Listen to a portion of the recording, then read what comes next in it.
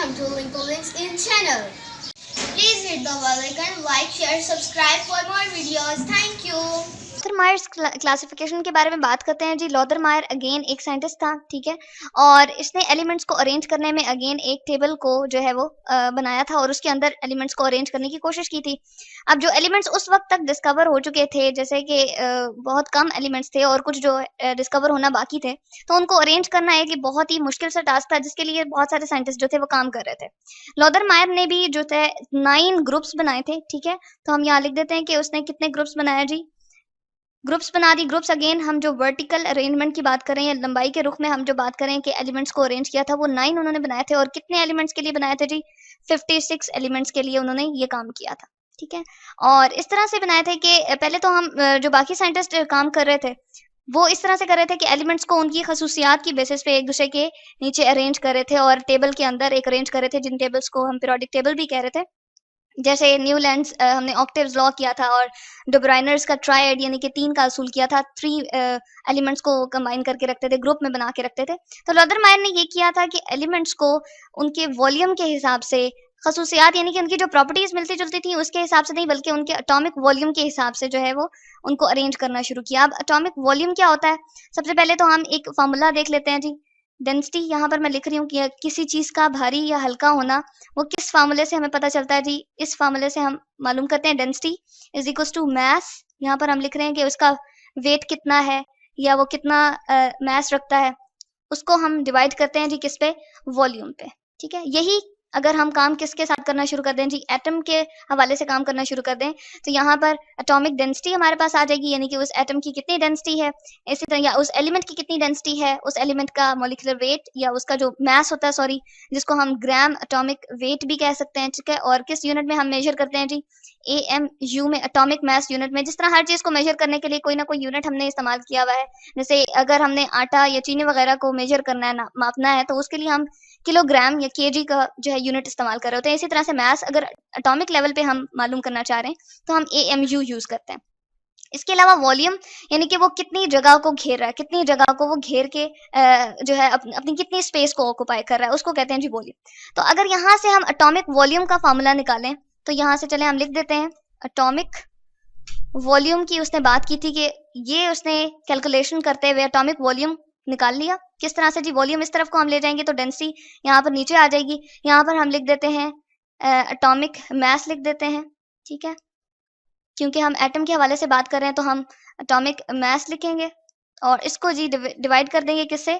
Density, उस atom की जितनी भी डेंसिटी है या उस एलिमेंट की कितनी भी हमें कैलकुलेशन के हिसाब से मिली डेंसिटी, उस इस सारी कैलकुलेशन को करते हुए उसने क्या फाइंड किया कि बहुत सारे एटम्स के या एलिमेंट्स के एटॉमिक वॉल्यूम फाइंड कर लिए। तो इसके लिए हम देख लेते हैं जी एक फिगर। ये है जी मेयर्स एटॉमिक वॉल्यूम कर्व, इसको कहते हैं, ठीक है।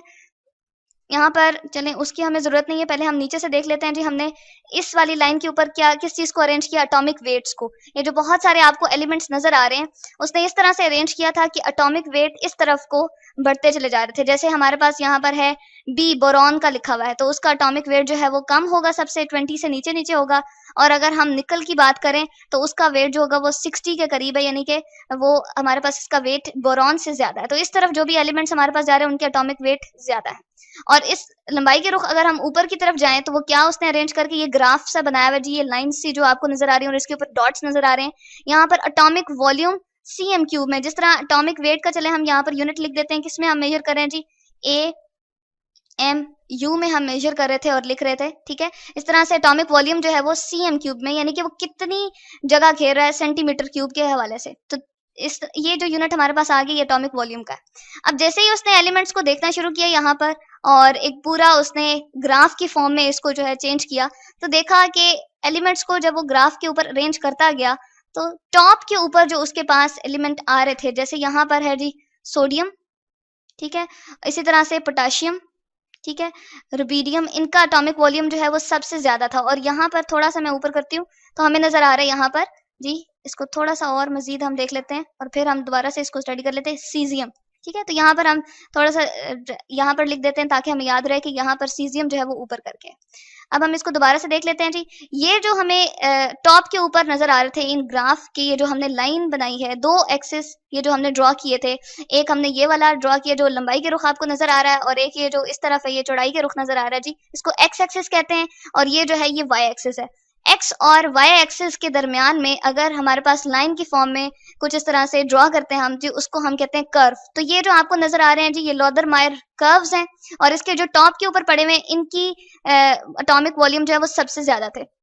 और उसने फॉर्चुनेटली ये भी डिस्कवर कर लिया कि इन सब की एलिमेंट्स की जो प्रॉपर्टीज हैं वो क्या है, तकरीबन एक जैसी हैं। किस तरह से जी, यहाँ पर हमारे पास टॉप में लिथियम भी है, तो चले हम इसको भी देख लेते हैं। लिथियम, सोडियम, पोटेशियम, रुबिडियम, और इस तरह से यहाँ पर ऊपर जो हमारे पास सीजियम है, इन सब की प्रॉपर्टीज जी क्या है, एक जैसी। किस तरह से जी, ये मेटल्स थी, ठीक है, सॉलिड फॉर्म में होती हैं, हार्ड होती हैं, ठीक है, और कहते हैं कि इनकी रिएक्टिविटी जो है वो बहुत ज्यादा है, ठीक है। तो यहाँ से इनकी जो हमारे पास प्रॉपर्टीज जो थी वो मैच हो रही थी। तो पीरियोडिसिटी का भी यहाँ से कॉन्सेप्ट जो है वो हमें पता चल गया कि हर इस कर्व के टॉप के ऊपर जो एलिमेंट रिपीट हो रहा है उसकी प्रॉपर्टी एक जैसी है। तो पीरियोडिसिटी में हम यही कहा करते थे कि एक खास टाइम की पीरियड के बाद रीअकरेंस जो हम देखते हैं, या दोबारा से वो चीज़ वाक़ हो रही है, या उसकी खसूसियात दोबारा से रिपीट हो रही हैं, उस एलिमेंट की खसूसियात जो है वो पहले वाले एलिमेंट से मिलती जुलती हैं, तो इसको हम पीरियोडिसिटी कहते थे। और ये था हमारे पास मेयर्स एटॉमिक वॉल्यूम कर्व, या फिर हम मेयर्स एटॉमिक हम कह सकते हैं कि वॉल्यूम का ये उसने सारी की सारी रिप्रेजेंटेशन दी थी, और इसी को मेयर्स का हम पीरियोडिक टेबल भी कहते हैं।